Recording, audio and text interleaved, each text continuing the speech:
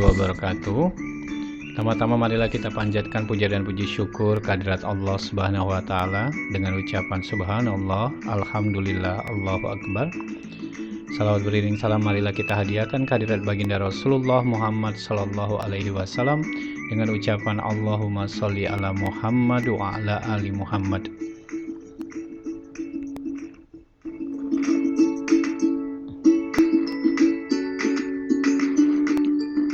Terima kasih saya ucapkan kepada seluruh rekan-rekan mahasiswa semuanya yang telah hadir pada kesempatan ini.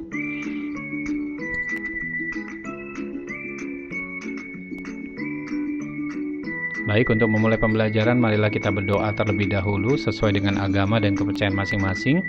Bagi yang beragama Islam doakan saya pandu, dan bagi yang beragama selain Islam saya persilakan untuk berdoa menurut agama dan kepercayaan masing-masing. Bismillahirrahmanirrahim. Rabbi zidni ilma warzuqni fahma. Rabbi shrah li sadri wa yassir li amri wahlul 'uqdatam min lisani yafqahu qawli. Amin ya rabbal alamin.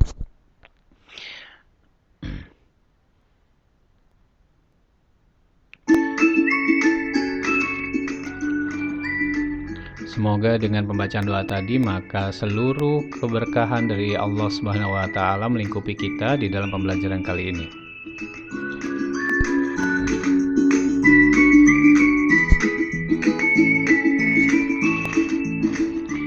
Baiklah, untuk tidak memperpanjang waktu, maka malam hari ini kita akan membicarakan mengenai 4 agenda. Yang pertama adalah etika dan moral. Yang kedua adalah enlightened self-interest sebagai etika. Lalu yang ketiga adalah teori-teori etika. Dan yang keempat, pengambilan keputusan beretika.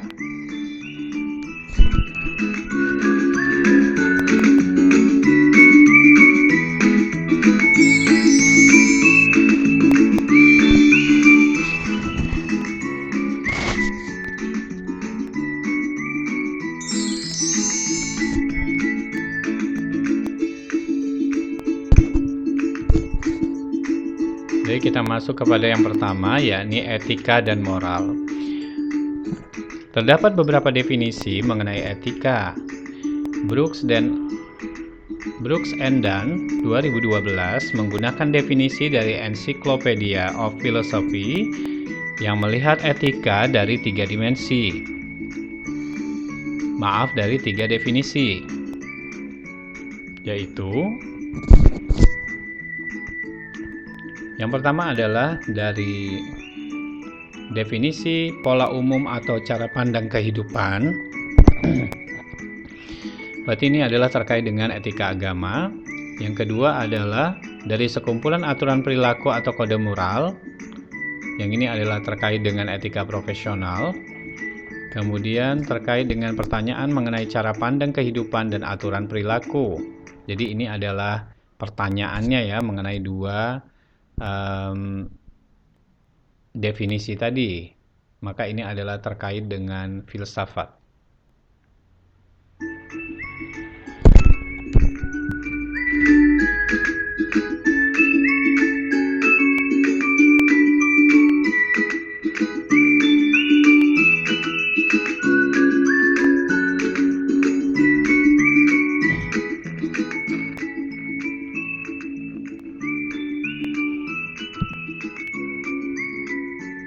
Etika profesi akuntansi tentunya berhubungan dengan definisi kedua.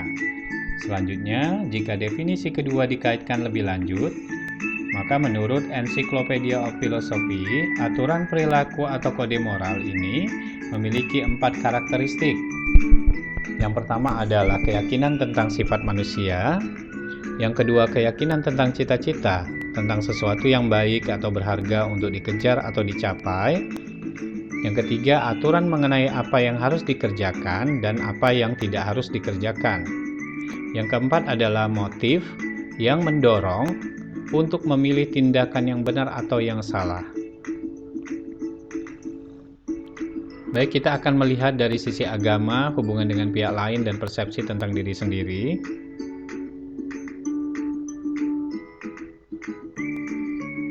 Ini merupakan dasarnya ya. Menurut Brooke and Dunn 2012, terdapat 3 dasar mengapa manusia melakukan tindakan beretika, yaitu berdasarkan agama, berdasarkan hubungan dengan pihak lain, dan berdasarkan persepsi tentang diri sendiri. Contohnya seperti apa? Contohnya misalkan mengambil hak orang lain. Dari sisi agama, itu adalah perbuatan dosa ya. Jadi menimbulkan dosa. Dengan hubungannya dengan pihak lain, mengambil hak orang lain tersebut akan merusak hubungan kita dengan pihak lain. Lalu jika melihat dari sisi persepsi tentang diri sendiri, maka jelas persepsi orang terhadap kita adalah bahwa kita tidak beretika. Dari sisi bisnisnya kita lihat contohnya, yakni mencederai hak-hak konsumen. Ya, kita tidak memberikan hak-hak konsumen sesuai dengan haknya ya. Jadi misalkan kita melakukan iklan, ternyata hak-hak yang konsumen mendapatkan barang yang tidak sesuai hak yang tertera pada iklan tersebut, maka ini sesuai agama adalah berdosa. Kemudian hubungan dengan pihak lainnya menjadi rusak, yakni hubungan kita dengan konsumen akan rusak. Seketika konsumen akan kapok untuk mengambil produk dengan kita lagi, maka hubungan kita dengan konsumen sudah jelas rusak. Lalu persepsi tentang diri sendirinya atau tentang perusahaannya adalah perusahaan kita jelas dinilai tidak beretika, jadi tidak menjalankan etika bisnis dengan baik.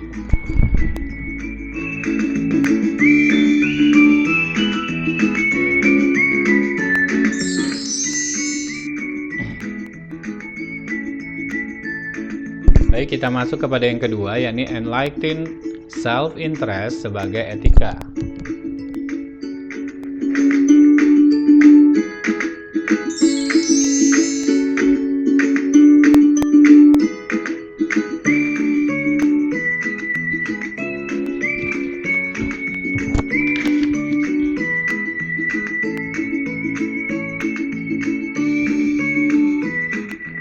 Ada 2 filsuf yang memberikan argumentasi bahwa enlightened self-interest merupakan dasar untuk tindakan beretika.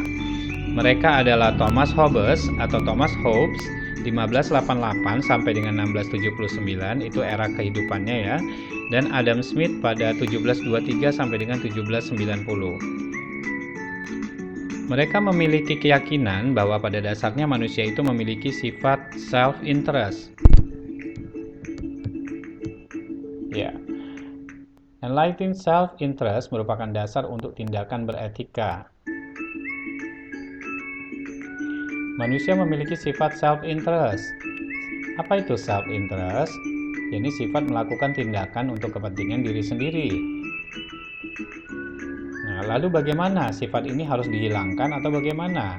Sifat ini bukan ditiadakan atau bukan harus dihilangkan, namun justru sifat ini dimanfaatkan untuk kebaikan.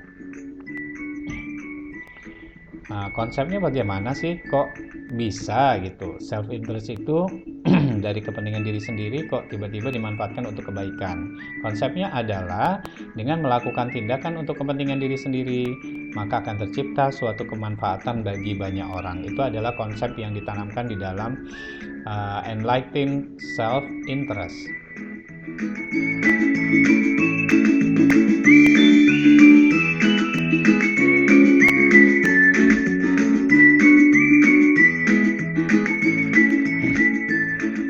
Oke, kita lihat satu persatu teori mereka. Thomas Hobbes menyatakan bahwa manusia itu pada dasarnya memiliki kebutuhan dasar, yakni menjaga dan mempertahankan kehidupannya. Dengan begitu mereka berusaha untuk menguasai sumber daya, dalam hal ini adalah sumber daya alam, dengan segala cara. Wah, coba kita bayangkan, setiap manusia kemudian berusaha menguasai sumber daya alam dengan segala cara. Apa yang terjadi? Tentunya akan terjadi konflik dan peperangan.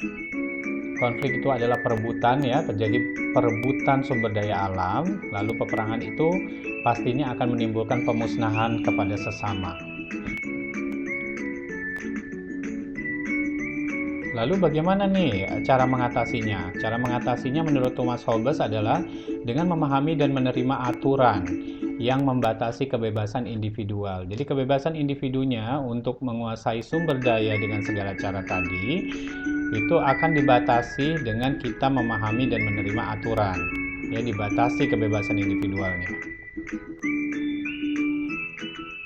Menurut Thomas Hobbes, masyarakat yang secara sukarela membatasi kebebasannya demi harmoni sosial disebut masyarakat Leviathan.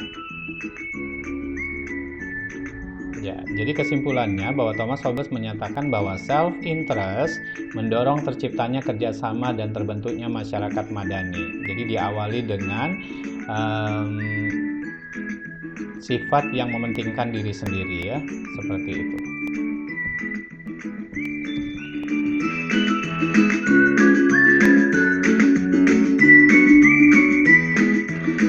Kita masuk kepada Adam Smith. Di sini Adam Smith mencontohkan terlebih dahulu ya bahwa penjual ingin memperoleh laba yang sebesar-besarnya, kemudian pembeli ingin memperoleh kepuasan yang sebesar-besarnya dari pembelian yang mereka lakukan. Jadi masing-masing ini memiliki self-interest, baik penjual maupun pembeli. Keinginan mereka untuk memenuhi hasrat mereka sendiri ya, intinya seperti itu. Jadi penjual memiliki self-interestnya, yakni ingin memperoleh laba yang sebesar-besarnya. Kemudian pembeli memiliki self-interestnya, ingin memperoleh kepuasan yang sebesar-besarnya dari pembelian yang mereka lakukan.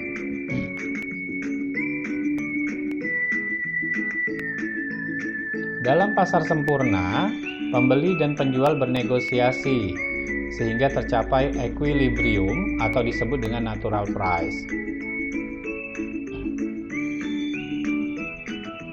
Di mana di sini ya kita perlu perhatikan di sini contohnya, harga terlalu tinggi. Maka logikanya jika harga terlalu tinggi, maka pembeli pasti enggan untuk membeli barang tersebut. Tetapi apabila harga terlalu rendah, kebalikannya pula, penjual enggan menjual barang tersebut. Jadi di sini artinya pembeli dan penjual itu bebas keluar masuk pasar ya. Jadi mereka tidak diatur. Jadi mereka itu di situ bebas melakukan keluar masuk pasar. Jadi apabila mereka ingin membeli, mereka akan membeli. Jika mereka menolak ingin membeli, mereka akan keluar. Begitu pula dengan penjual. Penjual apabila ingin menjual, maka mereka bebas untuk menjual. Kemudian jika tidak ingin menjual juga mereka juga bebas seperti itu ya. Jadi tidak ada yang mengikat.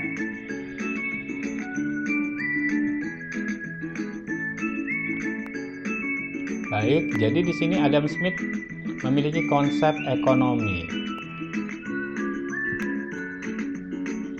Pertama adalah ekonomi adalah kegiatan kerjasama sosial. Perusahaan menghasilkan produk dan jasa yang dibutuhkan oleh masyarakat.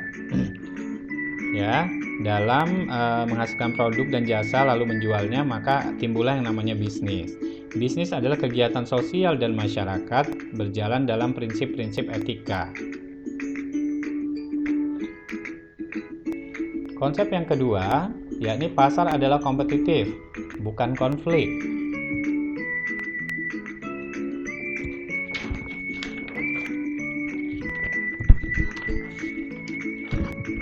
Perdagangan tergantung kepada tata cara yang adil, menghormati kontrak dan janji, dan kerjasama yang saling menguntungkan. Persaingan sehat akan menghasilkan barang dan jasa dengan kualitas terbaik, dengan harga yang murah. Jadi jelas ya, jadi pasar yang kompetitif itu bukan konflik ya. Intinya mereka akan menghadirkan kualitas terbaik dari barang mereka, dan harga tentunya akan kompetitif. Dan yang ketiga adalah etika membatasi perilaku oportunistik. Etika akan mengawasi egoisme dan kerakusan yang tidak terkendali. Manusia akan mengikuti prinsip-prinsip etika untuk kebaikan bagi masyarakat dan untuk kebaikan bagi ekonomi. Itu adalah konsep daripada konsep ekonomi dari Adam Smith. Lalu kesimpulannya, Adam Smith menyatakan bahwa self-interest mendorong terciptanya kerjasama ekonomi. Jadi dia sepakat ya dengan apa yang dikatakan oleh Thomas Hobbes tentang self-interest ini ya. Jadi di sini Adam Smith menyatakan bahwa self-interest mendorong terciptanya kerjasama ekonomi.